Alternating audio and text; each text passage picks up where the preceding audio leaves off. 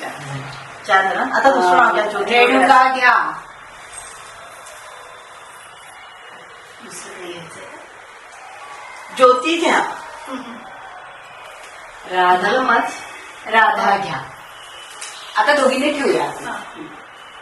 आहा, आता बोल वर्षावणीला. श्रावणी घे.